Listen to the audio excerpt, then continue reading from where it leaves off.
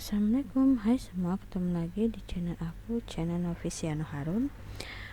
Kali ini masih tentang pembelajaran IPA kelas 8 semester 2, yaitu sistem pembelajaran manusia.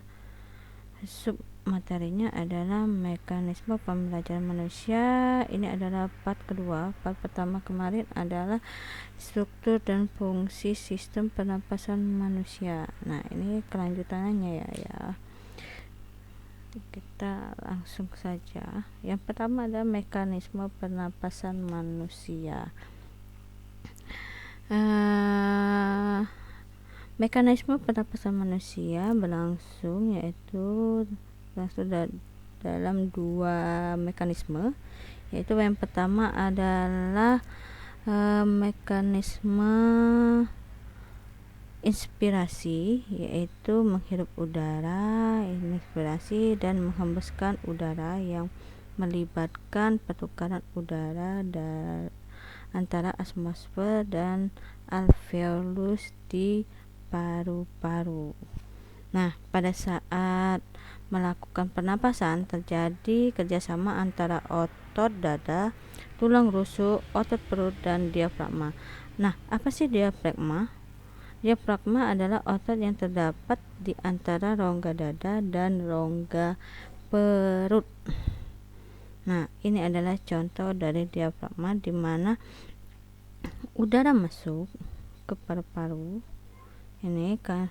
Nah, di garis putih ini, ya, ini adalah rongga dada dan paru-paru membesar.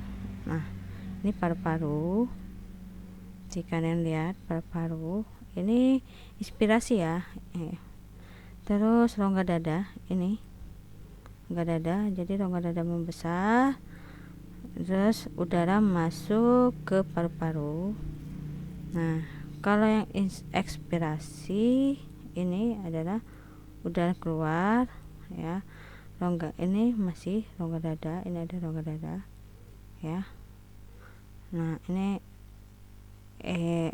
ekspirasi.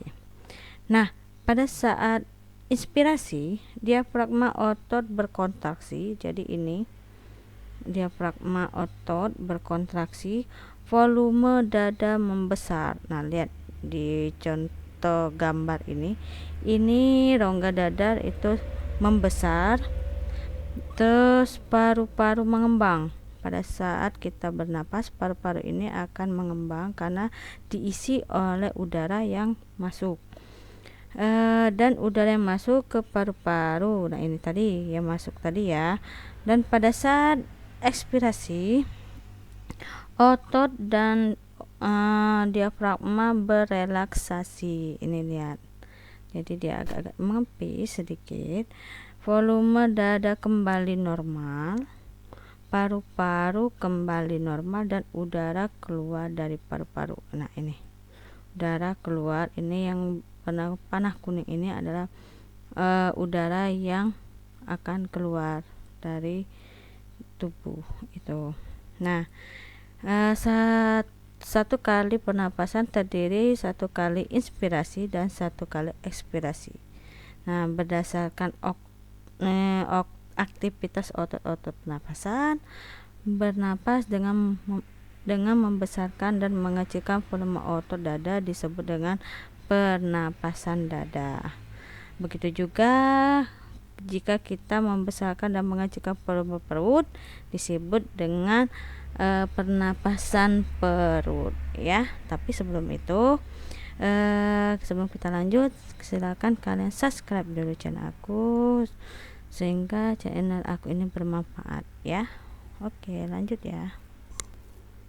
Nah, yang ketiga ada frekuensi pernapasan. Faktor yang mempengaruhi frekuensi pernapasan di antaranya ada jenis kelamin, posisi tubuh, dan kegiatan tubuh. Kita lihat, selain ada beberapa faktor juga seperti suhu dan umur seseorang. Nah, kita lihat Pada umumnya semakin bertambah umur seseorang, maka semakin rendah frekuensi pernapasan.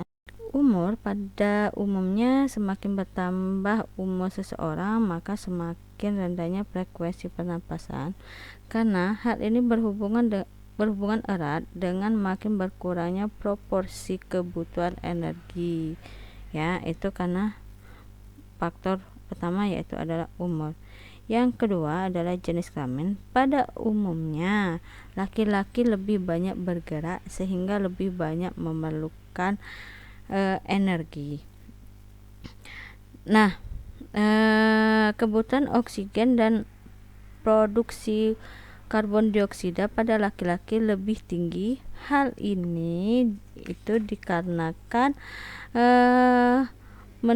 menunjukkan bahwa proses metabolisme pada laki-laki jauh lebih tinggi daripada perempuan. Nah, itu ya.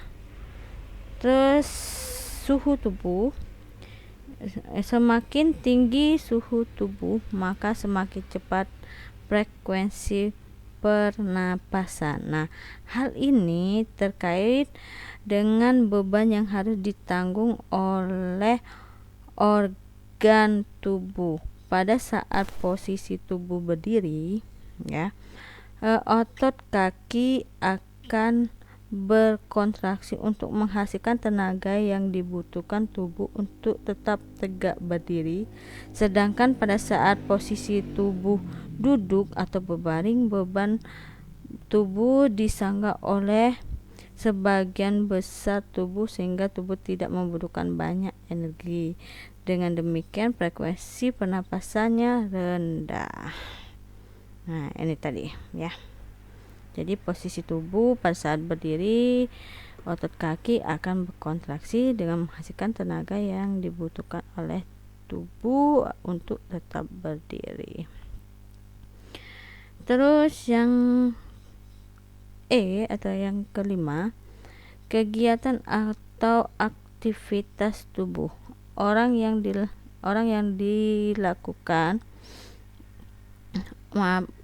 melakukan aktivitas memerlukan lebih banyak energi dibandingkan orang yang tidak melakukan aktivitas seperti duduk santai dan tidur-tiduran.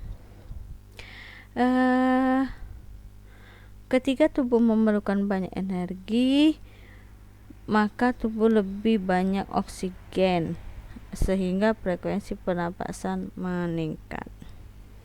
Nah, ini adalah gambarnya. Jadi dari umur, usia, dan faktornya itu ini. Faktor kegiatan, terus berlari, tidur, berjalan, itu mempengaruhi faktor frekuensi pernapasan. Jadi dari anak-anak, dari bayi, terus anak-anak, balita, anak-anak, remaja. Nah, seperti itu ya. Volume pernapasan.